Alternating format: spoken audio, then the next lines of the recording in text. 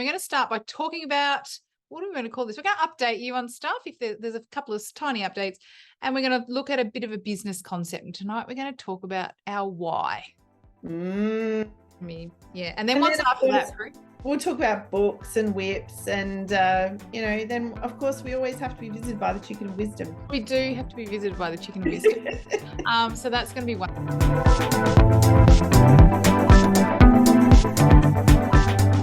Let's do a quick update. What's been happening in your world? Look, Yarn Trail Victoria wise, I don't have an update really this week, other than having made a list of things I need to do. I must say, it's been a very busy week with other work that I have to do. So it's always there, but yeah, it's just about emailing certain people now and locking in some dates, and I'll report back on those as soon as I can. What about you, Prue? Oh, excellent. Well, I sent out my newsletter on Monday, and it was chockers, I have to say, and there were still updates that didn't go in there. So I guess the most exciting thing is it's now November, and we've all been waiting for the latest Yarnology magazine to come out, and that's coming out very, very soon. And they've had a sneak peek, and it included my tutorial and my color dominance tutorial, and a sneak peek of the article about me as a fiber artist and my SALA, which is South Australian Living Artists exhibition in August. So yeah, that's a pretty exciting thing. So that's my update, and I've got heaps of workshops. I won't bore you talking about the workshops, but just jump on my website and check those out. Excellent. Is there one in particular looking forward to the most? Oh, I guess the weirdest one is actually the vegan knitting on Saturday. I don't know how many people watching will be able to get along, but there are still a couple of spots available. It's at a vegan cafe, so they asked me if I could share with people who don't want to use animal-based products how they could get involved in knitting. So it's not acrylic. We're not knitting with plastic. We're knitting with plant-based yarns, and that includes hemp, seaweed, nettle, and what was the other one that we were? Linen is the fourth one on the menu. Yeah. Yeah. Cool. That will be fun. We will expect to hear a bit about that next time then. Yeah, for sure. I'll tell you next week. Yeah. So the business concept that we're going to focus on this week. So this is something the whole reason we started Knitrepreneurs was because we were bouncing off each other different business concepts, but we probably did more of it in the background of our discussion, didn't we, rather than in this podcast. And we sort of want to bring that to the forefront because we're both entrepreneurs, but we're also both educators, and we're both, trying to connect the dots between the business information that we get and how does it apply in our industry. So we thought maybe there's other people who are also trying to make sense of this and that we might share. So tonight we're going to focus on the power of why. Obviously Simon Sinek is kind of the guru here, and he talks about the power of why. And that, what's the line that you thought was the key one there, Jess? People don't buy what you make. No, people don't buy what you do. They buy why you do it. Yes. Excellent. Yeah. So it's so important to start with working out, well, why do we exist? Why are we doing this? And it's not enough to say, I like knitting. It's not enough. I mean, joy is a good thing, but it's not enough. No one's going to go, yay, Prue likes knitting. I'd love to come to a knitting class. It's not going to get them over the line. No. So my why, do you want to know what my why is? Of course, go for it. Okay, my why comes down to three concepts. So Dear Prue exists because of these three concepts of creativity, learning, and connection. Okay, yep. And the interplay between three. So creativity, I have a profound belief that every human being is creative. I think it's part of being human, and it's just about unlocking that for some people and helping them to see themselves as a creative being. And I love that moment of creativity where I'm unlocking my creativity alongside others and bouncing ideas around in that learning space. Yeah. And then learning is, for me, is again about growth and change and evolving and being and becoming. And so I love working in that space to help people develop new skills, and alongside that develop their identity as a learner, as an expert, potentially down the track.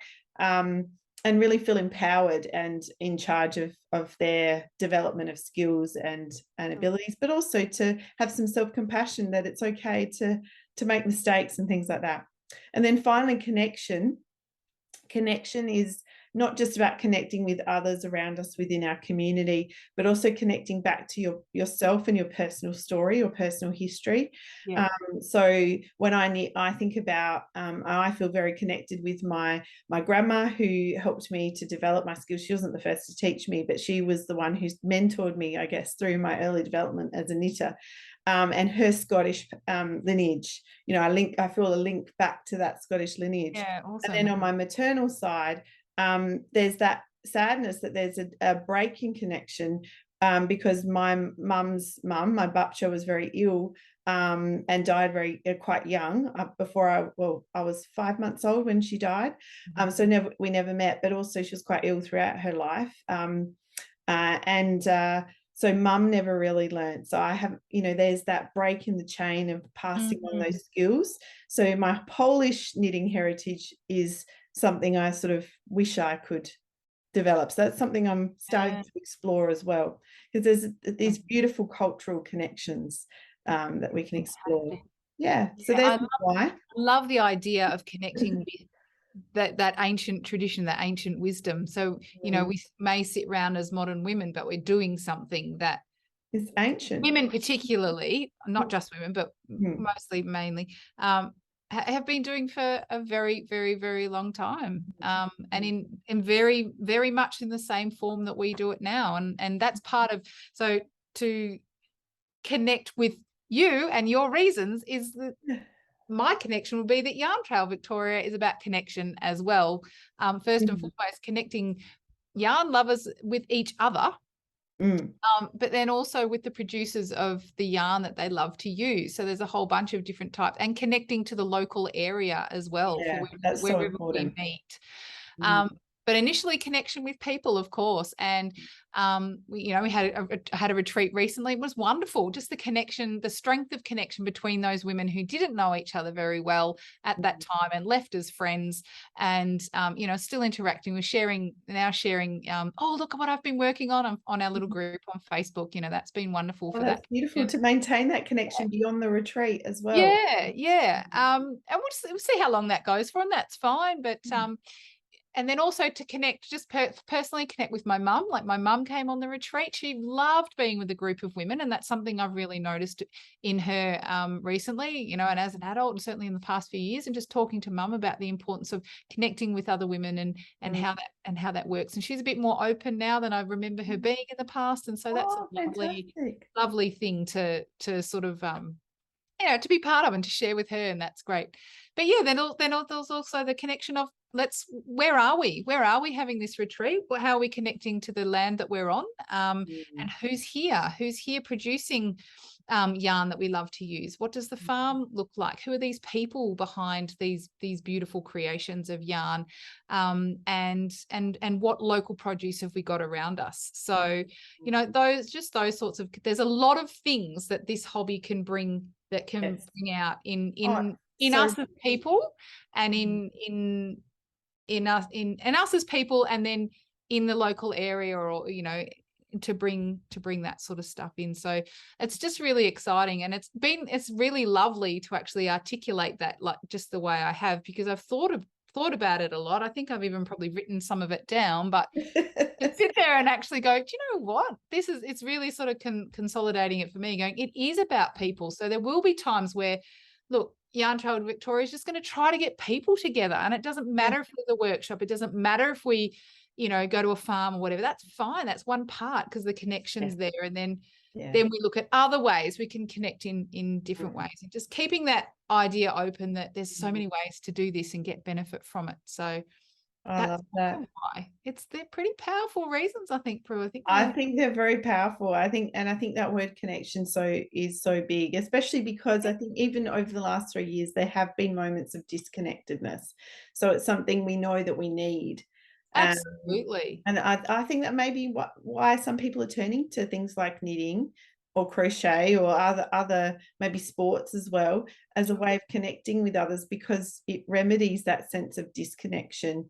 And it's so powerful for well-being as well. Connection's one of the number one things. That sense of being and belonging is so important for mental wellness.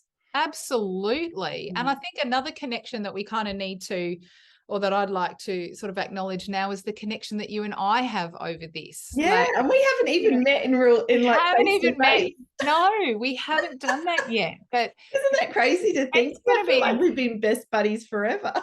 Like, it just doesn't feel like, and yeah, exactly. So to have found you and just to connect with you, and for us to connect so easily and so well, and then all of a sudden we've got this thing called the Knitrepreneurs. All of a sudden we're talking every week. We do this regularly, like, and there to bounce ideas off each other. And because of that, there's going to be so much richer opportunities and stuff than it would have been if we were just doing this by ourselves, or, muddling along with our businesses on our own, like, and that's a wonderful thing too. Like, two brains are better than one, Totally. I totally agree. So I think maybe I'm going to give a little bit of homework here. If there's anyone who's watching who is a knitrepreneur, who has a knitting or crochet or yarn based business, in the comment below, write down your why. If you can put it into one sentence. I mean, I gave a very waffly version, but if you can put it into a sentence, what are the three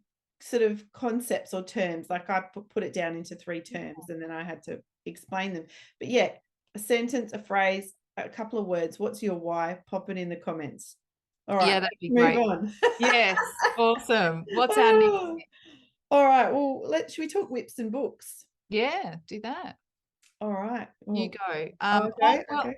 Yeah, I'm gonna save my book for right at the end. Yeah, that you'll see the reason why. So we might start with you and your stuff, and then we'll move on. Yeah, go for it. Okay, all right. So my whip, and this is a spoiler, it's the Stephen West MKAL. Oh, it's on the wrong side. One idiot. Here we go. So this is the Stephen West MK. You can't see it very well with this screen. Oh, yeah. We'll have to work on that, people. These new backgrounds, we just sort of figure this out this evening. Can you see disappearing? I keep disappearing. I'm here. All right. Well, it's ironic because I've got a green jumper, but that didn't disappear. But the purple's disappearing. Anyway, so I'm working on my Stephen West MKAL. So I'm loving cables at the moment. As you can see, I'm wearing this sweater from the Wunderlust book. We were talking about it before we jumped into the session. Did, Wunderlust. Oh, hang on, that's disappearing. Put it right in front of your face. There you go. Oh, well, yep, about there. Yep, that's good. It's an Interweave one. And then obviously there's cables, amazing cables with a I-cord detail in the MKAL. So I'm just, I have a love of cables anyway. I'm going to be cheeky and share a second book, because this is my brain crush, creative brain crush. Norah Gaughan, is my creative brain crush. Like, I love how her brain works. It's equal parts art and science. She takes a motif and she riffs on it. She uses a scientific kind of commitment to testing different variables over and over and over, and learning new things, and then being inspired to take it in a different creative direction, and then use it to make an incredible piece of wearable art. So anyway, cables, awesome. Over to you, Jess. I don't have a lot of experience with cables, but anyway, what I wanted to talk about was, as I've mentioned before, I've got knitter's elbow, and so I'm not knitting a lot because it hurts to do. Well, it doesn't hurt to actually knit, but it hurts after. How much did the doctor say you're allowed to knit? Shush. We won't tell him. No, we don't. Who's gonna know? No one's gonna know. Anyway, yesterday I got myself sorted, and I thought, damn this, I really miss knitting, and I'm doing other things that are hurting my arm, so I'm gonna knit for a little bit. And now my challenge is, so I'm just practicing knitting. I'm not doing anything. I'm not creating a product or anything, but I've just got little bits going, because I want to. My work in progress is teaching myself Continental style. Yay. Reckon Join the club. yeah. And the reason is because I was looking at it and I'm thinking, oh my God, I can never get the right. Oh, I'll never be able to do that. That's a very silly idea. Of course I can do that. My brain is quite capable. It's just a bit slower. And when you're used to getting a good speed up with my, English style knitting, I was like, oh God, is it going to be too annoying to redo this? But I'm very determined to have a more ergonomic way to knit so that this injury isn't a thing that I get every couple of years. So, and I'm doing more exercises and all that sort of stuff. So I'm working on Continental because I used to knit as a flicker with my finger right up like this.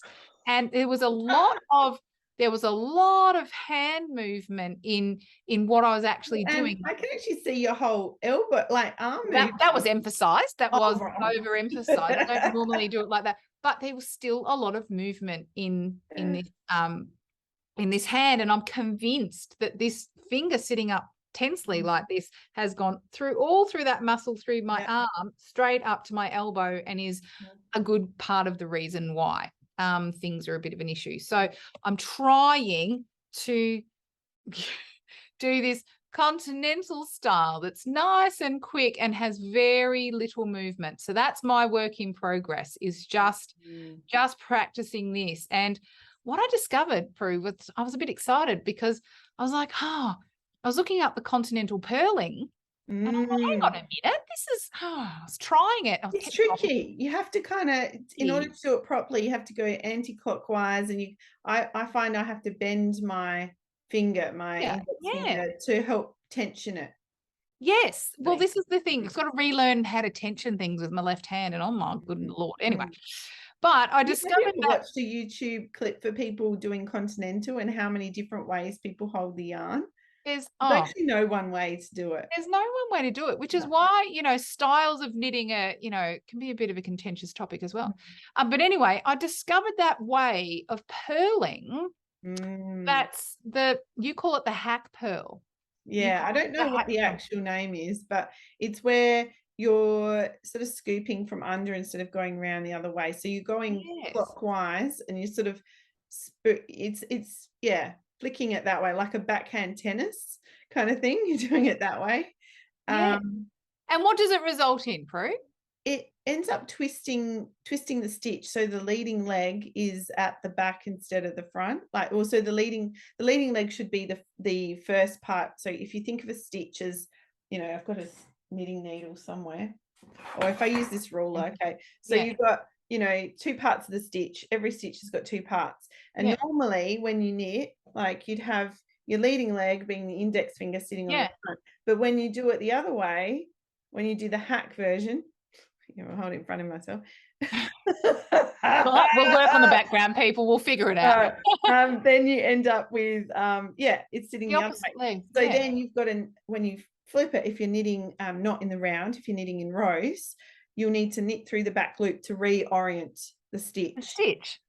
Which is quite easy to do. That's easy enough to do, and you get into a habit, and it's all good, except when the most annoying thing is when you're going to do lace work, and you've got to remember to knit through the back loop. But when you encounter SSK, you knit just 2 stitches together through the back loop. It's already oriented for a left leaning decrease. But for knit 2 together, you have to now reorient those 2 stitches and knit the 2 together so that they have a right leaning. So it's kind of like your SSK and your knit 2 together have been reversed insofar as which one actually needs to have the stitches slipped off and twisted and put back on again. Exactly. And if you do any more complicated decreases, like a central decrease, well, I guess you have to reorient all 3 stitches anyway. So so maybe it's not. So there could be a bit of, but that was interesting to figure out, I might be working on becoming a combination knitter, I think. And so that's the task, because the goal is to have as little movement in my hands and not have fingers sitting up and all of that sort of stuff. So can I also reveal another thing about the secret story to this sweater? So I made this some time ago now. I don't know if you can see, but all the stitches on the back are all twisted because it's reverse stockinette, and you can't actually tell all the stitches. So I didn't bother to reorient my stitches. I just let them twist, because on the reverse side they're twisted. You can't tell from the front. No, but it makes So a pattern anyway, doesn't it? Like, it doesn't it look, so okay. it won't really affect the purl stitch. It'll affect the knit stitch, but it won't affect the purl stitch. So you can actually just break the rules. I guess that's what I'm saying. Yes, I think, and in the end, you just do what works for you, don't you? And you just have to do, and I think as long as I think for me, it's just making sure this is actually a relaxing thing to physically do. It does involve our whole bodies. It does involve, being aware and having regular breaks and making sure that those injuries don't happen, whether they be elbows or shoulders. And just to be aware of the effect of that constant repetitive movement in in both hands, what the effect of that actually is. And so that was a bit of a shock. It's not something I thought of when I picked up knitting needles again, 12, 18 months ago. Yeah. And when I came to visit one weekend, that wasn't something, and I just grabbed it and ran with it and knitted my butt off for the next 12 months and then went, ow. Yeah. Oh no. You've got to be careful. Got to be careful. And I mean, I'm having a massage tomorrow night. It's an expense, and I don't have a lot of money as a small business, but I justify it on the basis that my body is my tool, not just my hands, but my body, because I need to be physically well in my frame as much as anything. To be able to do what I do. So if I've got pain in my shoulders, if I've got tight lower back because I've been sitting at my laptop typing up patterns or whatever, or writing emails saying, please let me come and teach at your yarn store and things like that. Like, I can't be my best self. So I sort of see it actually as a important well-being strategy. Yeah, for sure. That's what I told my husband anyway. Yeah, absolutely. And he can come to me if you need a bit of backup, I'll chat to him as well. It's not a problem. It's like, you've had a good month, have you? You can afford that. Well, no, I can't. That's exactly right. But yeah, it's just something to be really aware of, and not something that we initially think of, or people initially think of when they think of knitting, about the actual physical toll it can take and how we have to look after ourselves. So that's my work in progress, is figuring out a way that has less movement. You know what? That sounds like the kind of thing the chicken of wisdom would say. It is the kind of thing, isn't it?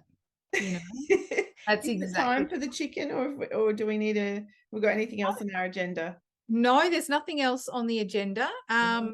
So we can go to the chicken, and the chicken of wisdom's wisdom this evening has got nothing to do with knitting.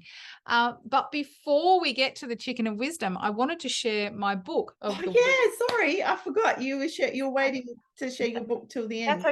That's okay. And I just wanted to share the book and one particular, or one or two little pictures from the book that I really, really love. So the book is. Oh, I can't see. Oh no, this is not where. This chicken life, yay! It's called This Chicken Life. With the hint with the background is move back a bit, not actually move forward a bit. Okay. I'll try that. Like I said, we're figuring this out. and let us know if you like our backgrounds. They're brand spanking. So there we go. So This Chicken Life, and it's gorgeous because it's got all of these people from around Australia that love their chickens, that just love their chickens. And I'm just going to show you, I'm not sure how well it will show up, but I'm just stories of chickens and the Australians who love them. This is what it is. It's just gorgeous. So it might have. Are you in that book, Jess? No, I'm not in the book. I used to have chickens. I used to live on a property with it, like say 5 acres or so. And once my then husband and I, we went and adopted some battery hens, some ex-battery hens. We ended up with 40 of them at one stage. So I'd have had this chicken life. I don't currently have the chicken life. I'm just seeing if you can see. Judge. Yes. The judge. And I just love this picture. There's just something about the man and this picture, and he's such this stern face, but then on the very next page, it's just the same guy with this beautiful smile, and he's just so proud of his chickens, and it's just nothing to do with knitting, but just a little bit of delight for everybody. No, we all need that. Yeah. That is absolutely delightful. And of course, I do have the chicken herself here. Yay! So we might have to have a chicken knitting drive or something one day. Oh, yeah. Yeah. And so the chicken's wisdom this evening to finish us off is it's a slightly devastating bit of wisdom, actually. So just prepare yourself, because the chicken of wisdom has come to tell us that, unfortunately, everybody, chocolate is not a food group. I know. It's devastating. I know. Right? Chocolate is not a food group. This will be featured on Instagram soon, but that's and the hashtag is fruit first. So What if it's a fruit nut or a rum raisin? Does that count? Look, rum and raisin. Oh, I didn't consider that. Oh, that's different again. All right, chicken. She might not have hit the spot this week. You know. No. Thank you, Chicken of Wisdom. We appreciate your pearl. It may or may not have been directed at the children. I don't know. That's fine. But the chicken does her thing, and she has her wisdom, and that therefore brings us to the close of our episode 6. It's been so fun. I'll catch you again next week. Awesome. Thanks, Prue, and thanks everyone. Thanks everyone. Bye. Bye.